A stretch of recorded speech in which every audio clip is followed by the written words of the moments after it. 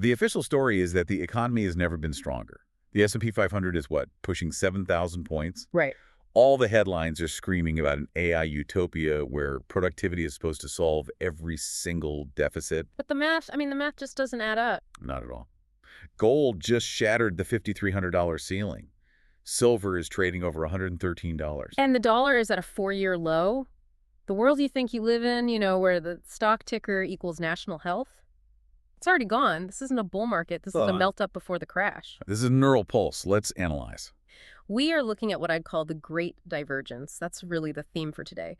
A complete, and I mean violent, decoupling of the narrative from the reality on the ground. And we have the data points to back that up.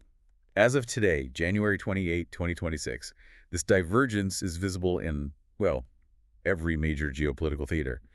We have to start in Beijing. Yes. The data coming out of the Central Military Commission, the CMC, is statistically anomalous. Anomalous is a very polite way of saying catastrophic. It's a decapitation. Let's get into the specifics. On January 24th, the Chinese Ministry of Defense announced the investigation of Zhang Yuxia and Liu Zhenli. And these aren't just some low-level functionaries. No. Zhang was the vice chairman of the CMC. Liu was the chief of the Joint Staff. And the context here is absolutely critical. You can't grasp the gravity of this without understanding the bloodlines. Zhang Yuxia, he's what they call a princeling. Right. His father fought alongside Xi Jinping's father. Exactly. In the revolution, they have blood ties going back generations. And in the Chinese system, that lineage is supposed to be a suit of armor. It's supposed to grant you immunity. And yet, that immunity has been completely revoked. So for Xi to remove him, this isn't just standard political maneuvering. This is an amputation of his own limb. It signals a level of panic in the system we haven't seen since the Mao era. So the current CMC has effectively been reduced to just two people, Xi Jinping himself and Zhang Shengmin, who is the discipline enforcer. The other 5 seats are either empty or filled by people under active investigation. It's a ghost ship. Intelligence sources are pointing to 2 potential triggers for this purge. The first theory, a massive counterintelligence failure, a leak of nuclear program secrets to the United States. Which would be treason of the highest order. If your rocket force is compromised, your entire nuclear deterrent is basically null and void. The second theory is maybe more relevant to the immediate timeline, a refusal, or at least expressed doubt, about the readiness for a Taiwan invasion on that 2027 timeline. And both theories, they point to the exact same conclusion. The safety net of stable governance in the East, it's gone. How so? Well, if it's a nuclear leak, the PLA is compromised at the absolute highest level. If it's about Taiwan, it means the military leadership looked at the logistics, the amphibious lift, the fuel, the ammo, and they told the emperor no. And the emperor shot the messenger. He shot the messenger. Xi is gutting his leadership either out of extreme paranoia or because he's clearing the deck for total war. He needs yes men who won't blink when the order comes, no matter the cost. The rational actors are being removed from the room. And that's not just happening in the East. No, moving to the Western Hemisphere, we're seeing a different kind of restructuring. Yeah. We are 5 months post-Maduro in Venezuela. And the transition is now under the direct supervision of U.S. Secretary of State Marco Rubio. Ah, yes, the Rubio Doctrine. It's fascinating to watch in real time. In his testimony to the Senate Foreign Relations Committee, Rubio explicitly redefined the U.S. engagement. He said, quote, "There is no war on Venezuela. We have not occupied the country." Okay. He characterized the whole military presence, the naval blockade, not as warfare, but as a law enforcement action. And that's the cynical brilliance of this new era. You don't declare war, you declare police action against a quote-unquote narco-state.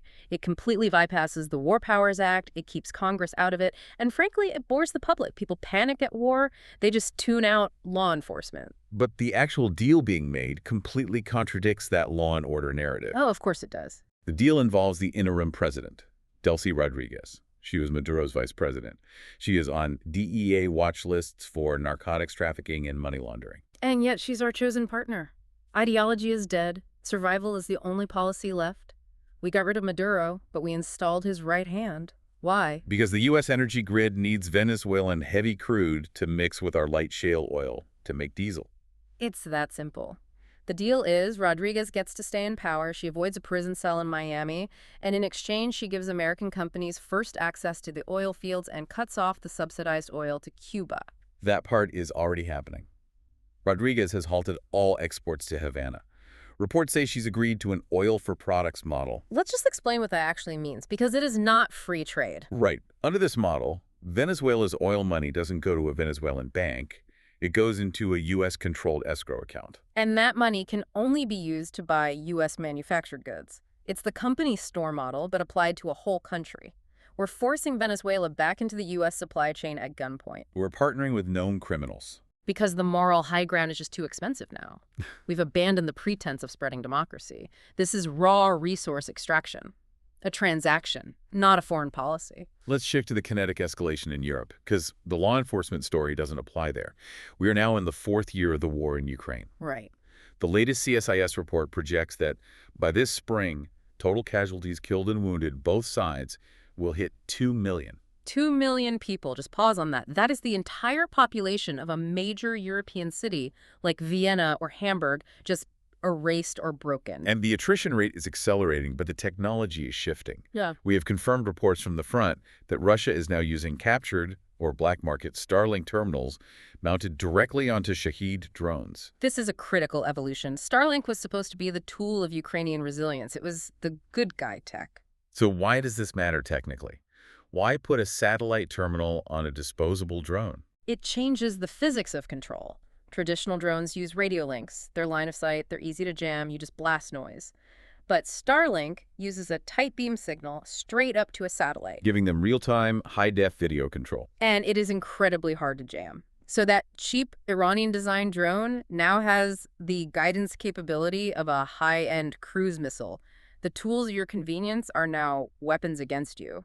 And this conflict is no longer contained. There's been a significant escalation in Poland. A huge one. The Polish energy grid was hit by a cyber attack attributed to a group called Electrum, which is linked to the Russian GRU's Sandworm unit. And this wasn't just a probe, this wasn't espionage, this was a kinetic strike in the digital world. They used a new malware called DynaWiper.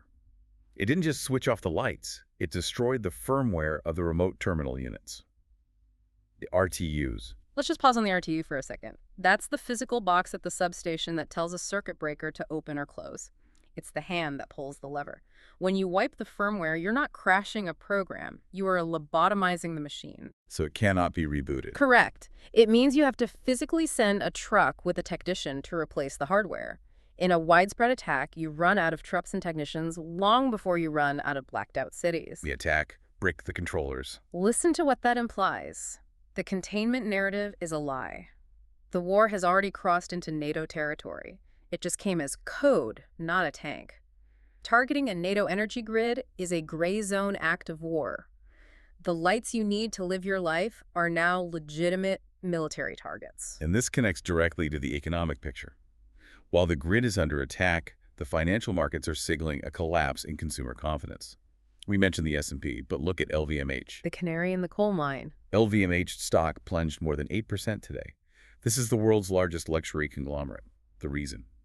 A collapse in demand, specifically from China. When the rich stop buying handbags, the system is seizing up. The LVMH crash tells you the Chinese middle class, the engine of global consumption for 2 decades, is broken. Their real estate wealth is gone. Now their spending has stopped. It's a reverse wealth effect. Exactly. And if China stops buying, Germany stops manufacturing. It's a contagion.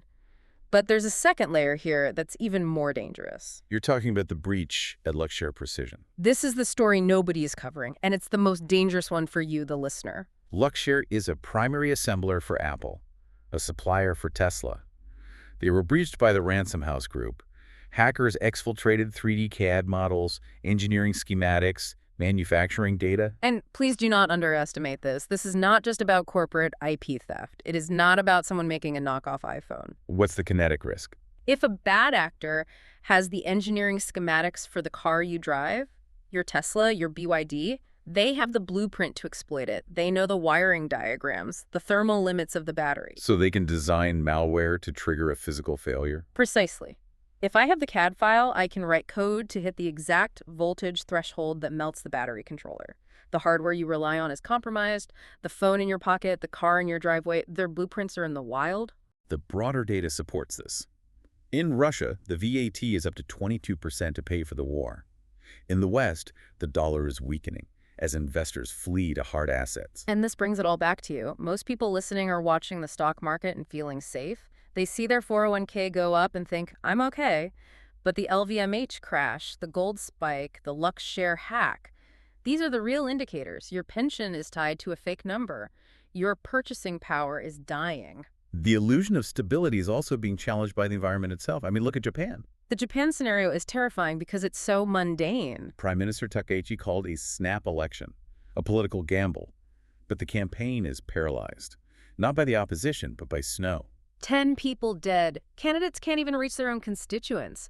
This is a G7 nation, a technological powerhouse brought to its knees by a winter storm. The logistics network just failed. It proves how fragile this just-in-time world really is. We've optimized for efficiency, not resilience. If they can't handle a snowstorm, how do they handle a blockade? A dino wiper attack? And Japan is reacting. Defense Minister Koizumi is meeting with his South Korean counterpart.